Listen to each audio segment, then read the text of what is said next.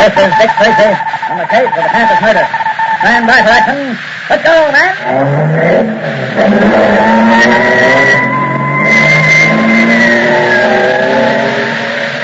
Yes, it's Dick Tracy, protector of law and order. Well, Tracy fans, today is the celebration of Indiana Day. On December 11, 1816, Indiana became the 19th state to join the Union. You know, it's said that less than 300 years ago, French trappers and fur traders were the first white men to enter that region, but it wasn't until about 80 years later that the first permanent settlement was made at Fort Vincennes. And as late as 1811, Indians were still making trouble in the area, but General William Henry Harrison, who later became president, waged war against the unfriendly Indians who followed Tecumseh. He defeated them decisively, if you recall, in the Battle of Tippecanoe. There was practically no trouble after that. But 5 years later, Indiana became a state. 300 years ago, a wilderness. Today, the 12th ranking state in population. Yes, 3.5 million people are proud to make their homes in the Hoosier State. That's Indiana's nickname. The state's flower is Virginia. Its capital, Indianapolis. Indiana's motto is the crossroads of America. So Tracy fans all over America, let's join the people of the Hoosier State in saluting the 130th anniversary of Indiana's becoming one of these states. And now, Dick Tracy. A man has been killed and $10,000 is missing. All this followed a football game at the exclusive Calvert Academy. The murderer had vanished, and it looked like the perfect crime until Kip Nichols, a member of the Board of Trustees at Calvert Academy, came forward with some important information. He said that he had seen a man run out of the building and drive off in a taxi cab, and that furthermore, he had gotten the license number. And this brought an unexplained outburst from Joe Gears. Today's episode begins in the apartment of Joe's father, Chester Gould.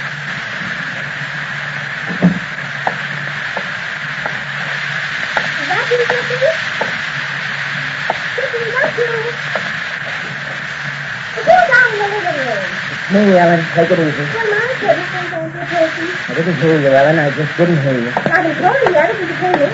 I'm sorry, Ellen. I didn't hear you. Well, we've been living in this apartment very serious. And most of the time that I've been in the kitchen and you've been in the living room, and I've spoken to you in a perfectly normal voice, you have heard me without the least bit of trouble. I think you must be getting dead. Look, is that the only subject in the world you can talk on, Ellen?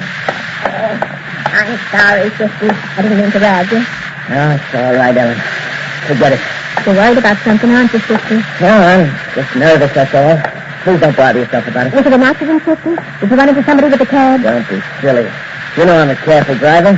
I've never had an accident, and I don't aim to.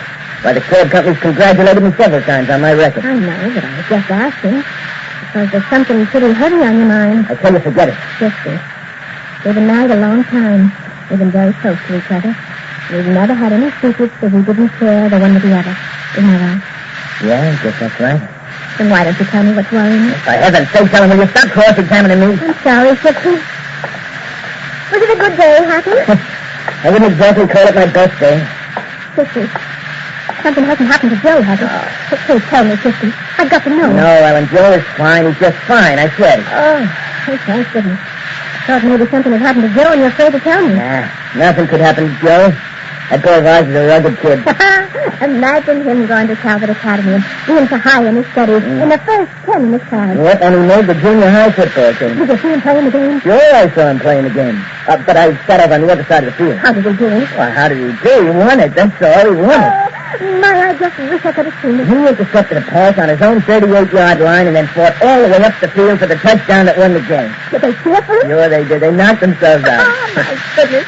And did you see Joe after the game? No, I didn't. I couldn't. I had to get away. Oh, you should have seen him. He's at that boarding school all the time. He looks forward to seeing him. Yeah. I'll write him tonight and tell him you saw the game. Yeah, do that, will you? And now you just sit down and eat your supper. I think the whole trouble with you is you don't eat enough. I'm not hungry. Nonsense. I picked all your favorites for tonight. I told you I'm not hungry.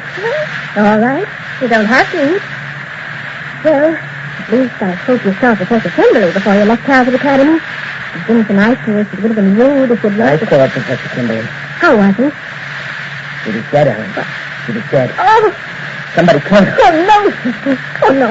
He was our friend. He was so good to Joe. She was at the door, Ellen. I'd like to talk to Mr. Chester Gould. Ask him to come in, Ellen. Well, come in, please. Oh, thank you. I'm Inspector Dick Tracy, and this is Mr. Patton. How do you do? I'm Chester Gould. I'm here to take you into custody, Chester. You must be mistaken, Mr. Tracy. What did you want me for? Well, I don't want you for anything. And I've been ordered to pick you up and take you to Calvert County to see Duffy White. What's the charge? The murder of Professor Monty Kimberly. Mr. Tracy, that's impossible. He's right. It's impossible. Ellen, Yes, Sister. look at me, dear. Remember you said that we've never had any secrets from each other? I remember. Well, we still haven't. I've never killed anybody. I know that, Sister.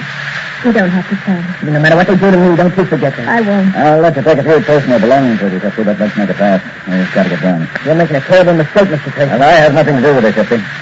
I told you that I've been ordered to pick you up and deliver you to Chief White. And what, Shifty? The sooner we get going, the better. Well, it's not just me, Mr. Tracy, Mr. Patton. I don't care about myself. If you're going to do terrible harm to two other innocent people, my wife, Ellen, and my son. Oh, is your son, Joe Gould, the one who goes to Calvert Academy with me that touchdown? Yeah. That puts quite a little twist on it, doesn't it, Tom? Yes, it sure does, Dick. You mind if I ask a question, Shifty? What is it? Doesn't it seem a little odd that the son of a taxi driver should be going to a swell school like Calvert Academy? What's odd about it? Our boy's good enough for any school in the country. Well, I didn't mean it like that, Mrs. Gill. Sure, your son's one of the finest young halfbacks I've ever seen dance down the field. And I'm positive he's even better than studies. I'd be willing to venture if the boy's got a brain on him. What that means, Mrs. Gears, is from a purely economic standpoint, it seems strange your son could be going to such an expensive school. Does he have a scholarship? He does not. Well, I'd like to explain things to you, Mr. Tracy. I wish you would, Jeffrey. We don't like to ask questions that don't concern us, but this is a murder case. And don't forget, Dick, it's a murder case that's outside our district. Once we deliver 50 years to the sheriff, our only interest in the proceedings is that of private citizens. It's an unfortunate technicality that I'm beginning to regret more and more. Okay, so please tell us about Joe. Well, it's pretty simple, Mr. Tracy. It's just that I've always wanted Joe to have the advantages in life that I couldn't have. We've had a good life together, Sister. I know we have, Ellen, but you see, Mr. Tracy, I've worked pretty hard driving a cab, and I've saved my money so that Joe could have the education that I missed. And when I found out that Calvert School was one of the best and that Professor Kimberly was teaching there... Well, just a minute, Jeffrey. Did you know Professor Kimberly before Joe went to Calvert Academy? Yes, I did. How'd you meet him?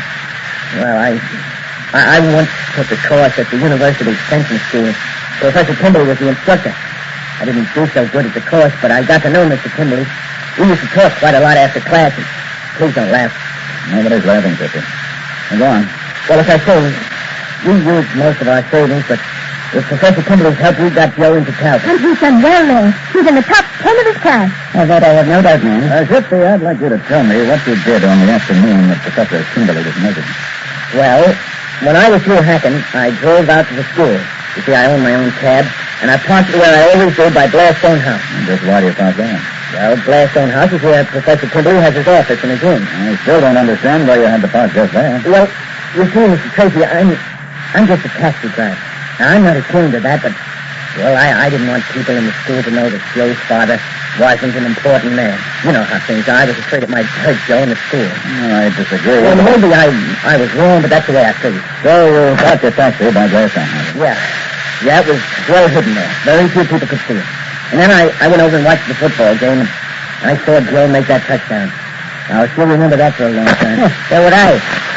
What happened after that? Well, I went to Professor Kimberly's room to meet Joe. I always did that about once a month.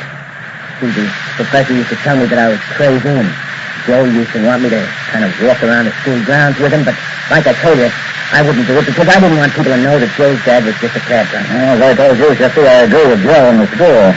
However, nothing would affect Joe's popularity at that institution. That's what happened. Well, after the game, I went up to Professor Kimberly's rooms and knocked on the door. There was no answer, so I opened the door and walked in to see if what he told me to do in case he was out. Come on, Shifty. When I got in the room, well, Professor Kimberly was lying on the floor by the window. What did you do? I ran to him, lifted him up, and sat him in the window seat. And then I shook him a bit to see if he fainted. Then I thought he'd been beaten over the head. I listened to his heart and realized that he was dead. Then I heard somebody yelling outside the window, and I saw that open safe and the blood on the floor, and I realized that everyone would think that I murdered Professor Kimberly. I was panicky. I ran away. You left the body on the window seat? Yeah. And the window was open, Dick. Okay, no problem. Well, what'd you do next, Shifty? Well, I ran down the stairs and got into my cab and drove away as fast as I could. Well, I was scared, Mr. Tracy. I'm still scared. But I had nothing to do with the murder of Professor Kimberly. Listen, please, Sister, had nothing to do with it. The professor was his friend. Please, don't take me away, Mr. Tracy. It might ruin my kid's life.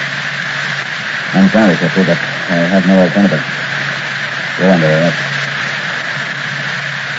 In a moment, we'll return to Dick Tracy. But first, it's a grand night for singing tonight because this is the night of the great new Bing Crosby show. Yes, sir, Wednesday's Bing's Day, the day for you to hear Bing Crosby sing the songs you like to hear, as only Bing can sing them.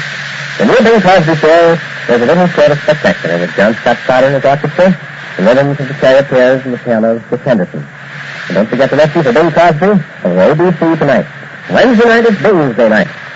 Wednesday is also the time for that fun and money show, Pot of Gold. Happy Felton supplies the fun, who also has a hand in supplying the money, because he's the fellow who spins the wheel on the Pot of Gold program.